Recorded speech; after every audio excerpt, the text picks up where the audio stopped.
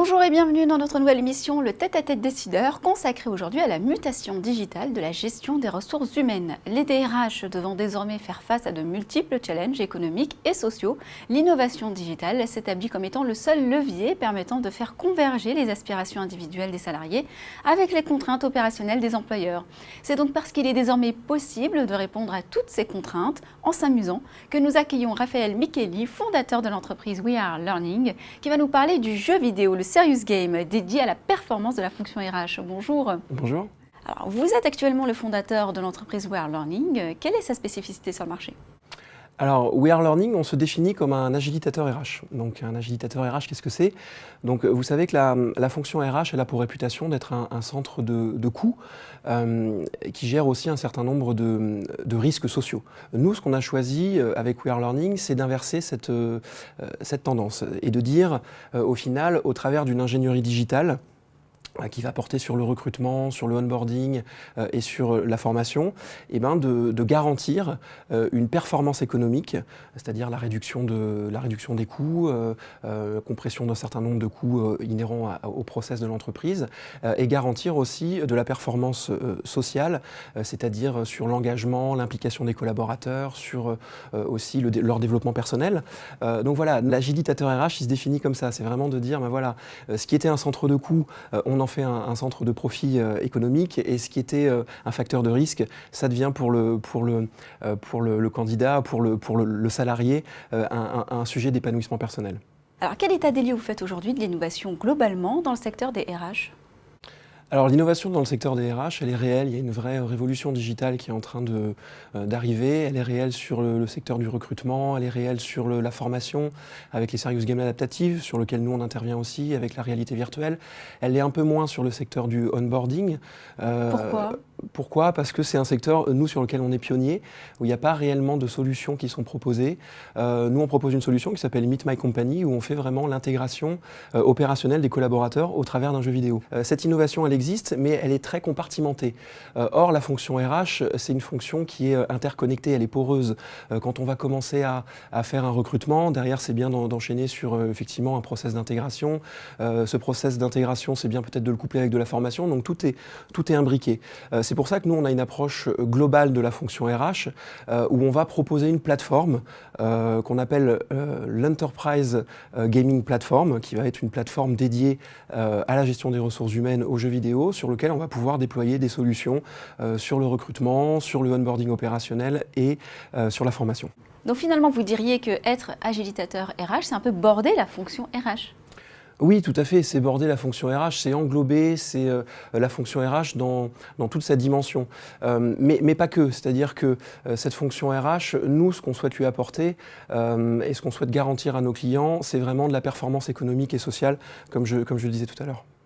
Alors si on prend l'exemple du recrutement, quels sont les outils qui aujourd'hui concrètement tirent leur épingle du jeu ? Alors tous les outils qui tirent leur épingle du jeu sont ceux qui, comme les outils de We Are Learning, proposent une algorithmie scientifique prédictive sur le recrutement, avec des algorithmes issus des sciences de gestion, des sciences cognitives, qui ont une fiabilité forte, c'est-à-dire c'est des algorithmes qui ont été éprouvés. Et ces algorithmes, c'est intéressant de les mettre en rapport avec de l'intelligence artificielle, justement pour assurer leur vie, leur évolution au travers du marché de l'emploi qui peut évoluer sur un certain nombre de sujets. Donc ça, c'est vraiment une caractéristique forte. La deuxième, je dirais, qui est plus propre à We Are Learning, c'est que nous, on propose ces algorithmes, on les met en musique au travers du jeu vidéo, au travers du Serious Game. Et là, on a un outil qui est assez intéressant parce que contrairement à la concurrence, on va proposer des parcours qui sont non inductifs pour le candidat. C'est-à-dire que le candidat, il ne va pas savoir au bout de 3-4 questions qu'on pourrait lui poser sur un test classique ce que le recruteur attend de lui. Il ne va pas essayer de proposer des réponses auxquelles il voudrait que le recruteur s'attende pour être mieux perçu. Donc ça, cette notion non inductive, elle est très intéressante avec le jeu vidéo parce que ça permet vraiment de donner des ressources fiables aux recruteurs pour pouvoir recruter les bonnes personnes. C'était un peu l'objet de ma prochaine question. Quelles sont finalement les attentes et exigences des RH en termes de recrutement concrètement aujourd'hui ?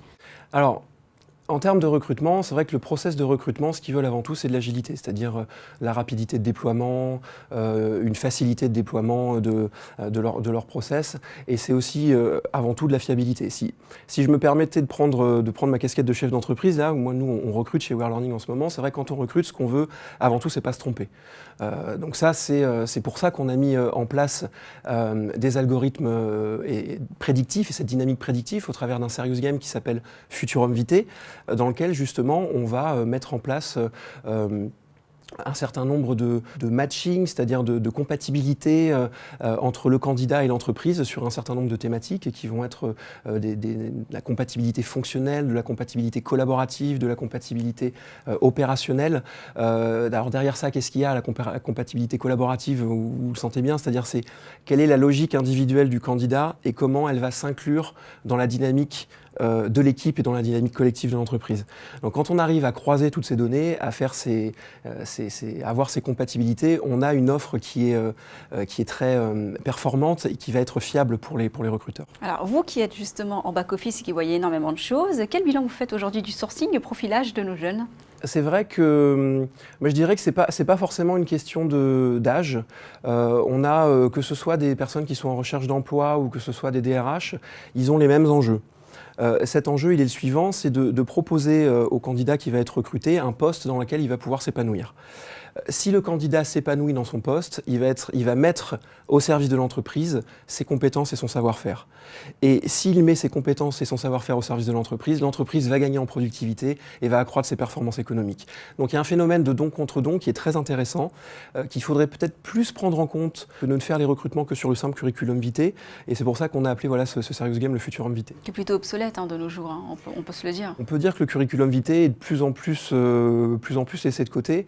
En revanche, ce qui est sûr, c'est qu'il faut quand même juger de la compétence du collaborateur. Alors après, voilà, il faut trouver le juste milieu. Alors vous avez des perspectives B2C, est-ce qu'on peut en savoir davantage et de manière générale, vos projets ? Alors oui, on a des perspectives B2C. On est en train de développer une offre pour améliorer l'employabilité des demandeurs d'emploi. On a déjà commencé à le faire avec un de nos clients qui est Pôle emploi, avec sa vitrine numérique qui est l'Emploi Store. On a développé des serious games pour améliorer le calcul mental, les mathématiques, le français d'un certain nombre de personnes qui sont en recherche d'emploi. On va continuer à le faire, peut-être sur d'autres sujets aussi, sur du management, sur des langues, toujours avec notre approche ludique, c'est-à-dire en faisant du jeu vidéo, de la gamification. Voilà, donc ça, c'est des projets qui vont être forts en 2018. Et puis on voudrait aussi sortir de la formation professionnelle pour aller vers la formation initiale, c'est-à-dire proposer des formations pour des collégiens, des lycéens, des étudiants. Donc là, toujours avec cette approche serious game, gamification, social learning, et proposer des jeux vidéo qui puissent apporter quelque chose à ces thématiques qui sont très intéressantes et sur lesquelles on voudrait investiguer. Mais ça, peut-être que j'aurai l'occasion d'en reparler lors d'une prochaine émission. Avec plaisir, on vous attend. Merci. Merci infiniment pour votre intervention en tous les cas. Merci à vous de nous avoir suivis. On se retrouve bientôt pour un prochain numéro, le Tête-à-Tête décideur sur bfmbusiness.com.